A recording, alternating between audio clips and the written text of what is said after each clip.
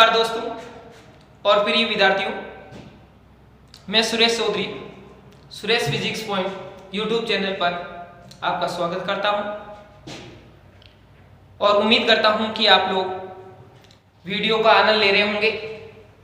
और आज हमारे इस वीडियो के अंदर भौतिक विज्ञान का चैप्टर नंबर 1 विद्युत क्षेत्र का सेकंड पार्ट हम पढ़ेंगे, जिसके अंतर्गत हम इन पॉइंटों की बात करेंगे। पिछले वीडियो के अंतर्गत हमने आवेशन की विधियों के बारे में चर्चा की थी, जिसमें से हमने एक विधि पढ़ी थी घर्षण द्वारा आवेशन। उस घर्षण द्वारा आवेशन को हमने पिछले वीडियो में कंप्लीट किया था। आज हम बात करेंगे चालन या स्पर्श या संपर्क विधि द्वारा आवेशन, प्रेरण द्वारा आवेशन, उसके बाद में आवेशन से संबंधित महत्वपूर्ण तथ्यों की चर्चा करेंगे। उसके बाद विद्युतदर्शी एक उपकरण होता है, उसकी चर्चा करेंगे। उसके बाद में आवेश के मात्रक और विमा की चर्चा इस वीडियो के अंतर्गत करेंगे। तो शुरू करते हैं वीडियो को। तो कल हमने देखा था कि घर्षण द्वारा वस्तुओं को किस प्रकार आवेशित किया जाता है, तो उसी के भाग को हम थोड़ा सा और आगे बढ़ाते हैं और हम देखते हैं कि घर्षण के बाद में वस्तुओं के ऊपर चार्ज है, वो आवेश है, वो किस प्रकार से आता है। तो हमारे सिलेबस के अकॉर्डिंग जो चीजें दे रखी है उनको मैंने यहाँ पर लिखा है। इस साइड में हमने लिखा है धनात्मक चार्ज, उस साइड में लिखा है हमने ऋणात्मक चार्ज। यानी कि जब भी हम किसी दो वस्तुओं को आपस में घर्षण करवाते हैं तो किस वस्तु पर पॉजिटिव चार्ज और किस वस्तु पर नेगेटिव चार्ज उत्पन्न होता है या निर्माण होता है। तो यहाँ पर हम सबसे पहले देखते हैं कि कांच की छड़ को यदि हम रेशम के कपड़े पर रगड़े, कांच की छड़ को रेशम के कपड़े के साथ में घर्षण करवाएं तो रेशम के कपड़े पर नेगेटिव चार्ज, जबकि कांच की छड़ पर धनात्मक चार्ज प्रेरित होता है। इसी प्रकार बिल्ली की खाल को यदि हम प्लास्टिक की छड़ से या फिर एबोनाइट की छड़ पर यदि रगड़ करवाएं या घर्षण करवाएं तो प्लास्टिक की छड़ और एबोनाइट की छड़ पर सदैव ऋणात्मक चार्ज आता है और बिल्ली की खाल पर धनात्मक चार्ज उत्पन्न होता है। इसी प्रकार आगे बढ़ते हैं। यदि ऊन के वस्तु या ऊन पर इन चार पदार्थों को घर्षण करवाएं, रबर, एम्बर यानी कि रेंजिन, प्लास्टिक और एबोनाइट, इनकी छड़ों को यदि हम ऊन के साथ में घर्षण करवाएं या रगड़ करवाएं तो ऊन पर सदैव धनात्मक चार्ज प्रेरित होता है और उन चारों वस्तुओं के ऊपर ऋणात्मक चार्ज बनता है। अब हम बढ़ते हैं आगे। पिछले वीडियो में हमने घर्षण की चर्चा कर ली थी, जो कि आज कंप्लीट हो गया। इसके बाद में सेकंड जो विधि है वो विधि है चालन या स्पर्श या संपर्क द्वारा आवेशन। तो इसकी विस्तार से चर्चा करते हैं। सेकंड पॉइंट, चालन स्पर्श द्वारा आवेशन। अब अपने पास में कोई भी दो वस्तुएं हैं जिनमें से हम क्या करते हैं, एक वस्तु को आवेशित लेते हैं यानी कि चार्ज लेते हैं और दूसरी वस्तु को अनावेशित लेते हैं। जब भी हम दोनों को एक दूसरे के पास में लाते हैं और किसी तार के माध्यम से या दोनों को आपस में स्पर्श या संपर्क करवाते हैं, उस समय होता क्या है कि जिस वस्तु पर चार्ज है यानी कि जो वस्तु आवेशित है, उस वस्तु से आवेश अनावेशित वस्तु के अंदर स्थानांतरित होना प्रारंभ होता है। इसके दो कारण होते हैं। पहला कारण, जिस वस्तु पर चार्ज है उस वस्तु पर एक ही प्रकृति का चार्ज होने की वजह से उन चार्ज के अंदर आपस में प्रतिकर्षण बल लगता है, जिस वजह से जैसे ही वो अनावेशित वस्तु के संपर्क में आती है तो चार्ज प्रतिकर्षण बल के द्वारा एक वस्तु से जो अनावेशित वस्तु है उसके अंदर स्थानांतरित हो जाता है।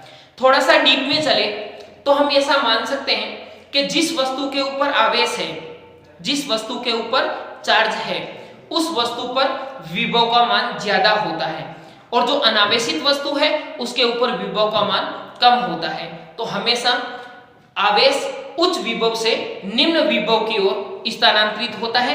यह भी एक डीप कारण या अच्छा कारण माना जाता है। हम यहाँ पर सिंपल लैंग्वेज में यदि समझें तो अपने पास में सबसे पहले डेफिनेशन को देखते हैं कि जब किसी आवेशित चालक को, चालक होना चाहिए वस्तु नहीं चालक, जब किसी आवेशित चालक को अनावेशित चालक के संपर्क या स्पर्श में लाया जाता है तो दोनों चालकों पर समान प्रकृति का आवेश फैल जाता है या वितरित हो जाता है।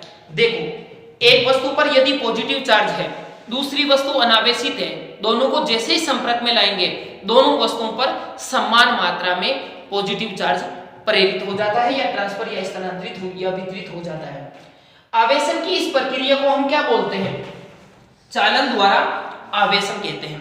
अब इसको थोड़ा और समझते हैं डायग्राम के माध्यम से। अपने पास में यहां पर एक आवेशित चालक है जिसको यहां पर पॉजिटिव चार्ज दर्शाया गया है। यहां पर अपने पास में एक उदासीन चालक है जिस पर किसी प्रकार का कोई चार्ज नहीं है।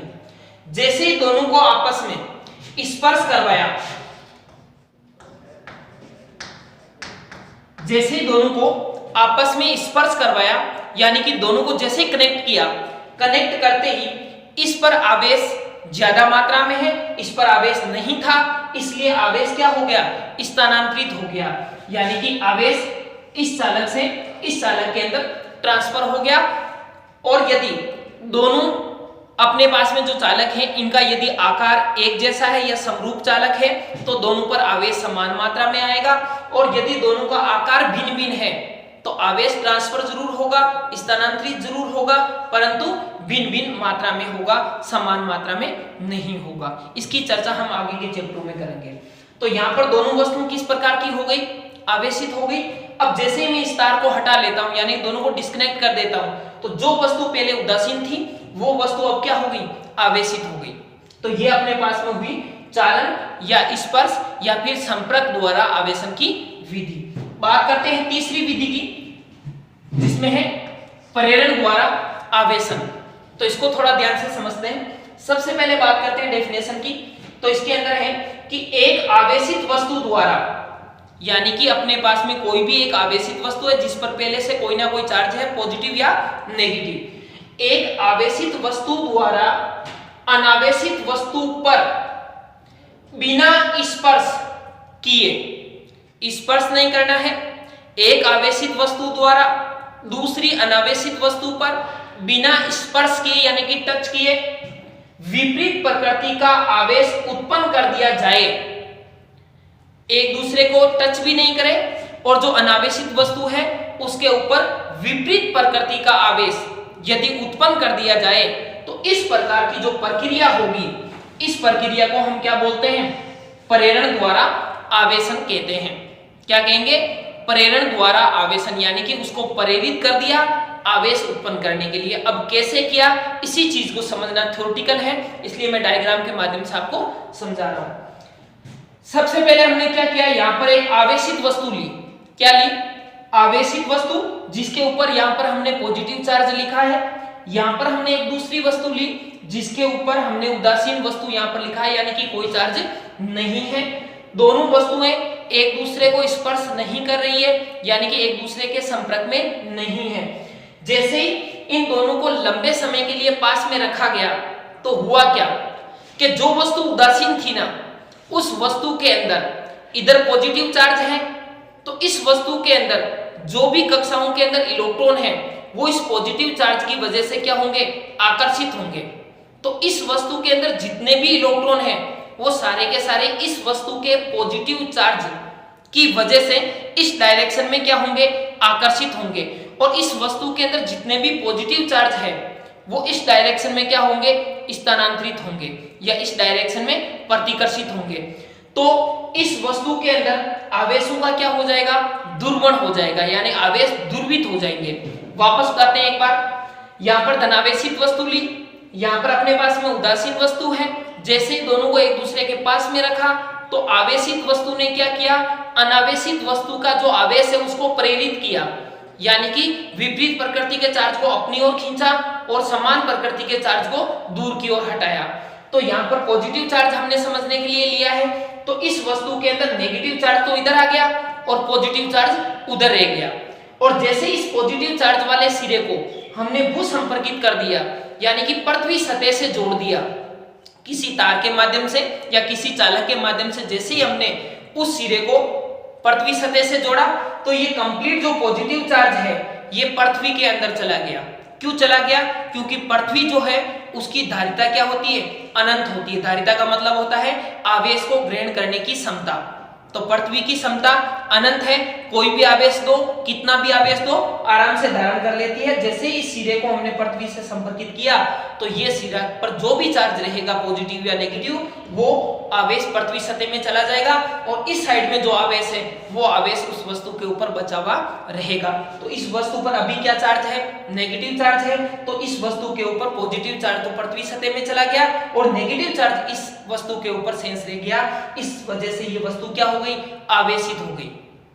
तो कुछ समझ में आई दोनों विधियां? वापस चलते हैं, एक बार तेजी से एक बार इसका रिवीजन करते हैं। सबसे पहले बात की थी आवेशन की विधियों की, जिसमें पहली विधि है घर्षण द्वारा आवेशन। तो हमने पिछले वीडियो में बात की थी कि दो वस्तुओं को जब आपस में घर्षण करवाएंगे तो घर्षण करवाने से क्या होगा? हमारे द्वारा उसके ऊपर यांत्रिक कार्य किया जाएगा और हमने जो यांत्रिक कार्य किया है वो उष्मा ऊर्जा के अंदर क्या हो जाएगा? परिवर्तित हो जाएगा।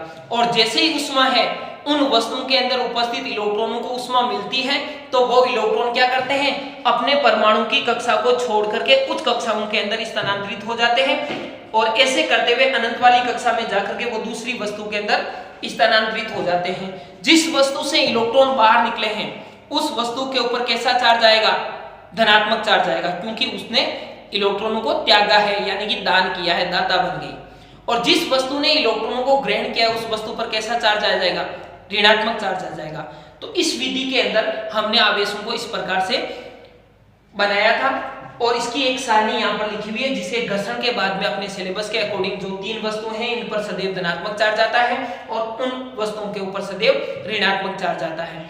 बात करते हैं सेकंड विधि की। सेकंड विधि अपने पास में चालन या स्पर्श द्वारा आवेशन। तो जब हम दो वस्तुओं को, जिनमें से एक धनात्मक अपने पास में कोई भी आवेशित है और दूसरी अपने पास में अनावेशित है, जैसे ही दोनों को एक दूसरे के संपर्क में लाएंगे, टच में लाएंगे, तो जिस वस्तु पर आवेश है उस वस्तु से आवेश जो अनावेशित वस्तु है उसके अंदर क्या हो जाते हैं? स्थानांतरित हो जाते हैं। इस विधि को हम क्या बोलते हैं? चालन द्वारा आवेशन या फिर संपर्क द्वारा आवेशन। डायग्राम में हमने देखा था, एक यहाँ पर आवेशित वस्तु ली जिस पर पॉजिटिव चार्ज, एक अनावेशित वस्तु ली, दोनों को जैसे ही चालक के माध्यम से दोनों को संपर्क करवाया, संपर्क करवाने से जिस पर आवेश ज्यादा है उससे जिस पर आवेश कम है उसकी ओर ट्रांसफर हो जाता है आवेश और दोनों पर आवेश वितरित हो जाएगा। यहाँ पर मैंने एक छोटी सी चीज आपको बताई है और रिपीट कर देता हूं कि यदि दोनों चालक समरूप है तो आवेश समान दोनों पर स्थानांतरित होगा या वितरित होगा। यदि दोनों वस्तुओं का आकार अलग अलग है या दोनों वस्तुओं की साइज अलग अलग है, समरूप नहीं है, तो आवेश वितरित जरूर होगा पर भिन्न भिन्न मात्रा में वितरित होगा। यानी कि कहने का मतलब यह है, जिस पर उच्च विभव उससे निम्न विभव की ओर आवेश वितरित होता है और आवेश तब तक वितरित होता है जब तक दोनों चालकों पर आवेश समान या विभव समान नहीं हो जाता।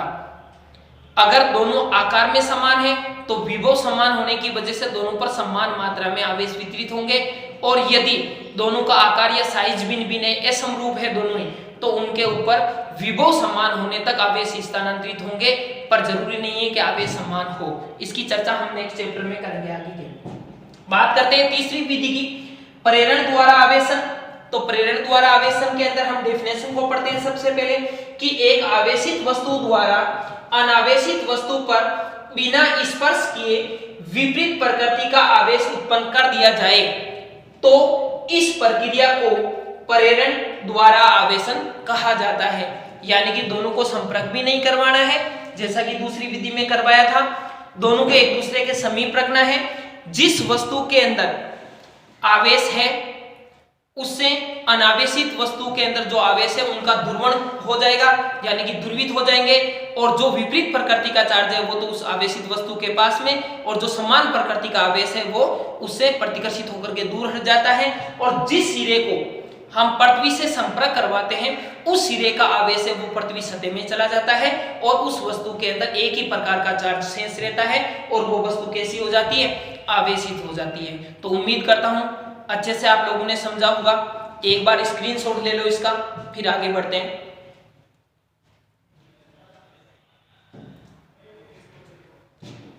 अब बढ़ते हैं हम आगे। आवेशन की तीनों विधियां अपने पास में हो गई कंप्लीट। अब यहां पर हम दो क्वेश्चन की बात कर लेते हैं। पहला जो अपने पास में क्वेश्चन है वो क्वेश्चन ये है कि अनावेशित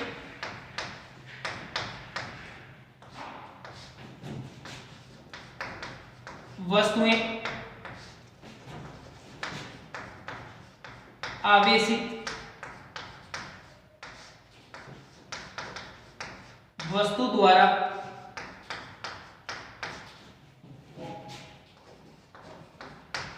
आकर्षित क्यों होती है। अच्छा क्वेश्चन है, इंपॉर्टेंट क्वेश्चन है। इसके अंदर ये लिखा है कि जो अनावेशित वस्तुएं होती है वो आवेशित वस्तुओं द्वारा आकर्षित क्यों होती है, इसका कारण हमें देना है। तो हमें अभी देखा था प्रेरण विधि के अंदर कि जब हम एक आवेशित वस्तु को अनावेशित वस्तु के पास में रखते हैं तो जो अनावेशित वस्तु होती है ना उसके अंदर आवेशों का क्या हो जाता है, दुर्गुण हो जाता है। आवेशित वस्तु के पास वाले सिरे पर विपरीत प्रकृति का आवेश प्रेरित हो जाता है और दूर वाले सिरे पर समान प्रकृति का आवेश प्रेरित हो जाता है। तो इस वजह से आवेशित वस्तु के पास वाले सिरे पर विपरीत प्रकृति का चार्ज प्रेरित होने की वजह से इन दोनों के बीच में क्या लगता है, आकर्षण बल लगता है। क्या लगता है, आकर्षण बल लगता है। इसी वजह से आवेशित वस्तु को यदि अनावेशित वस्तु के पास में लाया जाए तो वो अनावेशित वस्तु है वो आकर्षण बल का क्या करती है, अनुभव करती है। तो हम इसी चीज को यहां पर समझेंगे। तो थ्योरेटिकल है, मैं इसमें लिख देता हूं इसका शॉर्ट में। जब आवेशित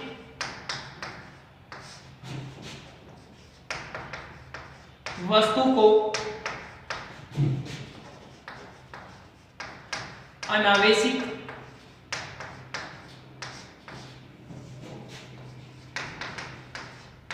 वस्तु के पास लाया जाता है तो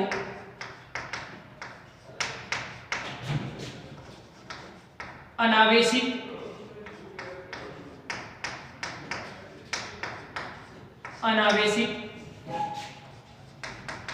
वस्तु में प्रेरण के कारण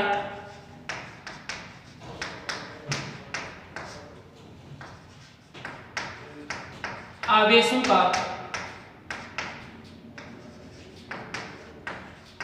दुर्गुण हो जाता है तथा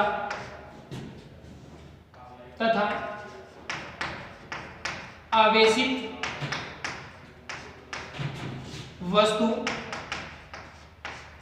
के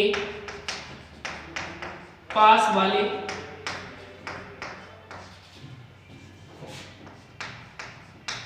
सिरे पर विपरीत प्रकृति तथा दूर वाले सिरे पर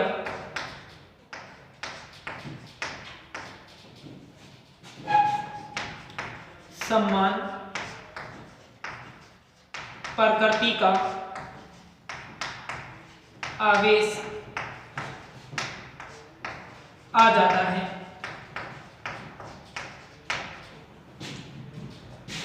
जिसके कारण पास वाले सिरे पर परबल आकर्षण तथा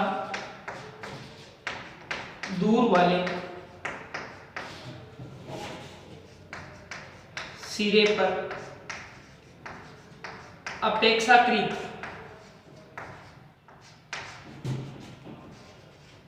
दुर्बल प्रतिकर्षण बल लगता है और अनावेशित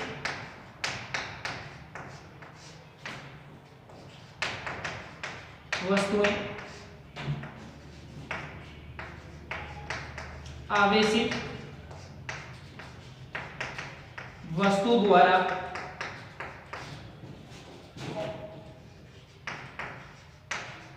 आकर्षित होती है। चलो देखो, यहां पर हमें ये चीज समझनी है कि अनावेशित वस्तु है वो आवेशित वस्तु के द्वारा आकर्षित होती है, क्यों? तो यहां पर हमने लिखा है कि जब आवेशित वस्तु को अनावेशित वस्तु के पास में लाया जाता है, एक आवेशित वस्तु है उसको अनावेशित वस्तु के पास में लाएंगे तो अनावेशित वस्तु में प्रेरण के कारण, ये शब्द याद रखना, प्रेरण के कारण आवेशों का क्या हो जाता है, दुर्वण हो जाता है, तथा आवेशित वस्तु के पास वाला जो सिरा है, यह आवेशित वस्तु, इसके पास वाला सिरा इधर वाला और दूर वाला सिरा इधर वाला, तो पास वाले सिरे पर क्या होगा, विपरीत प्रकृति तथा दूर वाले सिरे पर समान प्रकृति का आवेश आ जाता है, जिसके कारण या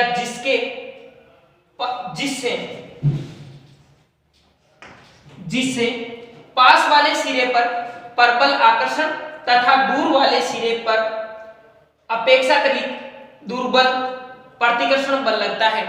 यानी कि दूर वाला सिरा है वो समान प्रकृति का है, इस वजह से प्रतिकर्षण बल, और पास वाला सिरा है वो विपरीत प्रकृति का है, इस वजह से आकर्षण बल। परंतु दुर्बल और प्रबल क्यों? क्योंकि पास वाले सिरे पर आवेश के बीच की जो दूरी है वो कम है और दूर वाले सिरे से आवेश के बीच की दूरी क्या है, ज्यादा है। तो आपको पता है जो आकर्षण या प्रतिकर्षण बल है या विद्युत बल जो है 11th में हमने पढ़ा था, वो हमेशा दूरी पर निर्भर करता है।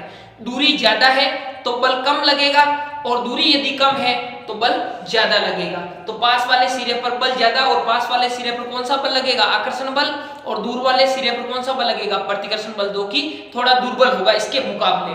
तो इस वजह से वो वस्तु क्या होती है, आकर्षित होती है। उम्मीद करता हूं अच्छे से आपने समझा होगा। स्क्रीनशॉट लेना चाहो तो ले लो।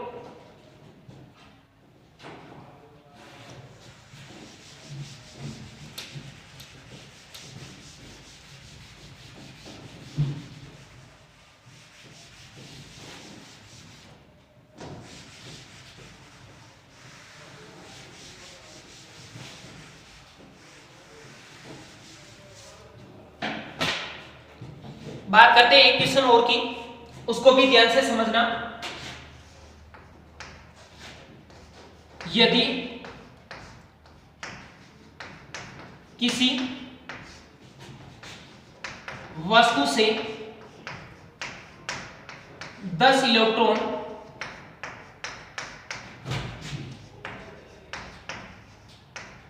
निकाल लिए जाए तो वस्तु की प्रकृति तथा द्रव्यमान पर क्या प्रभाव पड़ेगा, क्या प्रभाव बढ़ेगा। अच्छे से समझना इस क्वेश्चन को। पहले देखते हैं क्वेश्चन क्या है। क्वेश्चन है कि यदि किसी वस्तु से 10 इलेक्ट्रॉन, कोई भी अपने पास में वस्तु है उसमें से 10 इलेक्ट्रॉन हमने क्या कर दिए, निकाल दिए जाए, तो एक तो वस्तु की प्रकृति पर क्या इफेक्ट पड़ेगा और एक वस्तु के द्रव्यमान पर क्या प्रभाव पड़ेगा, ये चीज हमें बतानी है। तो ध्यान से समझना इसको। सबसे पहले अपने पास में कोई भी एक वस्तु है और उस वस्तु में से यदि मैं 10 इलेक्ट्रॉन निकाल लेता हूं, 10 इलेक्ट्रॉन हमने यहां से क्या कर दिए, बाहर निकाल दिए। तो जब किसी वस्तु से इलेक्ट्रॉन बाहर निकले हैं तो उस वस्तु ने इलेक्ट्रॉनों को क्या किया है, त्याग दिया है। इसका मतलब वो वस्तु कैसी है, दाता है, और दाता वस्तु पर हमेशा किस प्रकार का चार्ज आता है, धनात्मक चार्ज आता है। तो पहले का आंसर तो ये हो गया कि वस्तु है, वस्तु की प्रकृति है वो कैसी होगी, धनात्मक होगी। पहले का आंसर समझ में आ गया इजीली। अब बात करते हैं दूसरे के आंसर की, जो कि ये कह रहा है कि इसके द्रव्यमान पर क्या इफेक्ट पड़ेगा। तो जब किसी वस्तु से 10 इलेक्ट्रॉन बाहर निकले हैं तो आपको पता है कि 1 इलेक्ट्रॉन का द्रव्यमान कितना होता है, 9.1 इंटू 10 की घात माइनस 31 केजी। कितना होता है, 9.1 इंटू 10 की घात माइनस 31 केजी। तो 10 इलेक्ट्रॉनों का टोटल द्रव्यमान कितना हो गया, तो देखते हैं कि टोटल द्रव्यमान है m बराबर n इलेक्ट्रॉनों की संख्या और 1 इलेक्ट्रॉन का द्रव्यमान। भाई टोटल द्रव्यमान कितना होगा उसका, जितने इलेक्ट्रॉन निकले हैं उनका 1 नंबर ऑफ इलेक्ट्रॉन और 1 इलेक्ट्रॉन का द्रव्यमान, यानी कि मास ऑफ इलेक्ट्रॉन। तो यहां से अपने पास में क्या हो जाएगा, टोटल जो द्रव्यमान आएगा, इलेक्ट्रॉनों की संख्या कितनी है 10, 1 इलेक्ट्रॉन का चार्ज कितना है 9.1 इंटू 10 की घात माइनस के 31 केजी। तो यहां पर अपने पास में कितना हो जाएगा 9.1 इंटू 10 की घात माइनस की 30 केजी। इतना द्रव्यमान क्या हो जाएगा, परिवर्तित हो जाएगा। अब परिवर्तित कैसे होगा, इलेक्ट्रॉन बाहर निकले हैं तो 10 इलेक्ट्रॉन निकले हैं तो 10 इलेक्ट्रॉन अपने द्रव्यमान को साथ में लेकर के जाएंगे, तो इस वस्तु के अंदर क्या हो जाएगा, इतने द्रव्यमान की कमी हो जाएगी। तो यहां पर हम लिखते हैं कि वस्तु 9.1 इंटू 10 की घात माइनस 30 केजी द्रव्यमान त्याग देती है और हल्की हो जाती है। देखो समझ में आया अच्छे से, एक बार वापस ऐसा कर लेते हैं। इलेक्ट्रॉन बाहर निकला तो वस्तु ने इलेक्ट्रॉन को त्याग दिया, तो वस्तु पर इलेक्ट्रॉनों की क्या होगी, कमी हो गई। और इलेक्ट्रॉनों की कमी किसको प्रदर्शित करती है, धनावेश को। तो वस्तु पर चार्ज कैसा आ जाएगा, धनावेश आ जाएगा। बात करते हैं कितना आया, तो यहां पर टोटल द्रव्यमान, नंबर ऑफ इलेक्ट्रॉन, इलेक्ट्रॉनों की संख्या और 1 इलेक्ट्रॉन का द्रव्यमान। भाई 1 इलेक्ट्रॉन का द्रव्यमान हमें पता है, कितने इलेक्ट्रॉन बाहर निकले हैं तो टोटल कितना द्रव्यमान बाहर जाएगा। तो यहां पर हमने कर लिया 10 इंटू 9.1 इंटू 10 की पावर माइनस 31, और यहाँ पर मल्टीप्लाई करने के बाद में ये जो 10 है इसकी वजह से एक घात क्या हो जाएगी, माइनस में तो कम हो जाएगी और 30 हो जाएगा केजी। इतने द्रव्यमान वो त्याग कर वस्तु क्या हो जाएगी, हल्की हो जाएगी।